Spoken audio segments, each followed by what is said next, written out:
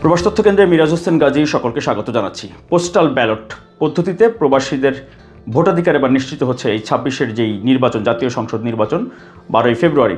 এরই মধ্যে সেই পোস্টাল ব্যালট প্রবাসীদের কাছে পৌঁছাচ্ছে। প্রবাসীরা সেটি নিয়ে এরই মধ্যে আলোচনা করছেন, নানা রকম সমস্যা এবং পর্যবেক্ষণ তুলে ধরছেন। বিশেষ করে মালয়েশিয়া, সৌদি আরবের প্রবাসীরা বেশ কিছু পোস্টাল ব্যালটের ছবি বা ফটো, ভিডিও আমার কাছে পাঠিয়েছেন এবং সামাজিক যোগাযোগ মাধ্যমে এই বিষয়ে ভিডিও দেখেছি যে ধানের শীষ প্রতীক নিয়ে মূলত তাদের যেই সমস্যাটি, যে ধানের শীষ প্রতীকটি রাখা হয়েছে সেই পোস্টাল ব্যালটের মাঝখানে নিচের দিকে ভাঁজের অংশে, অর্থাৎ এক পাশ হচ্ছে ভাঁজের উপরে আর এক পাশ হচ্ছে নিচের দিকে, দুই পাশে ভাঁজ করা, ধানের শীষের মাঝখানে হচ্ছে ভাঁজ।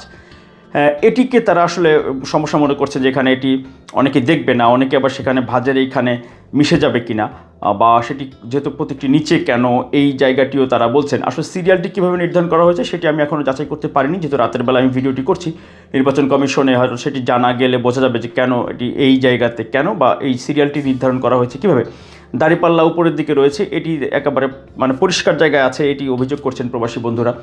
যেই কারণে দেখা যাচ্ছে যে এটি নিয়ে এরই মধ্যে বিএনপি সমর্থক যারা আছেন প্রবাসে, তাদের মধ্যে রীতিমতো ক্ষোভ, উদ্বেগ তাদের মধ্যে দেখা যাচ্ছে।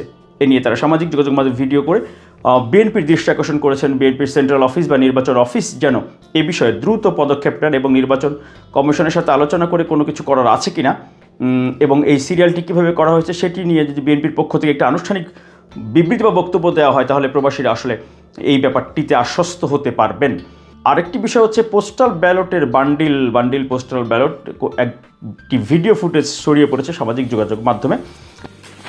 কত নম্বর আসুন?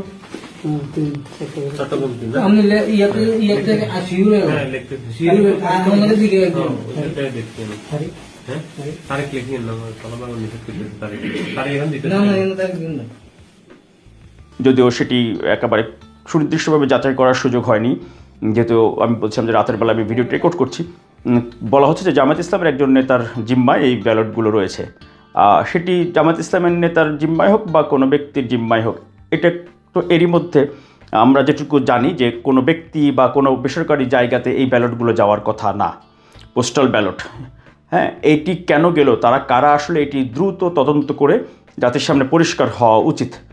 না হলে আসলে এই প্রশ্নের সুরাহা না হলে এই পোস্টাল ব্যালট পদ্ধতিতে ভোট দেওয়া নির্বাচন কমিশনের গ্রহণযোগ্যতা, এরপর আসলে আর কোনো পদক্ষেপ বা কোনো তৎপরতা করিয়ে আসলে স্বচ্ছতা নিশ্চিত করা যাবে না। বিএনপি এ বিষয়ে কেন তৎপর হচ্ছে না, এই বিষয়টি নিয়ে কেন তারা তদারকি করছেন না, তারা আসলে এই ব্যাপারগুলোকে গুরুত্ব দিচ্ছেন না।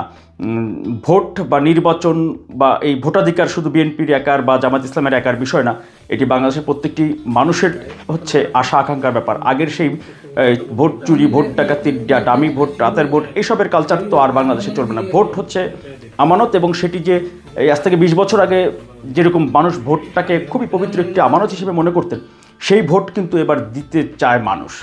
এবং বড় বড় রাজনৈতিক দল এবং বিভিন্নভাবে যেই কৌশল অপকৌশল, যে ধরনের তৎপরতা এই 24-এর গণঅভ্যুত্থান পরবর্তী রাজনীতিতে দেখা যাচ্ছে, তাতে করে আসলে সরল মনে, সোজা চোখে বা সাদামাটা চোখে বা সাদামাটা মনে সব কিছু চিন্তা করার সুযোগ আছে বলে মনে হয় না।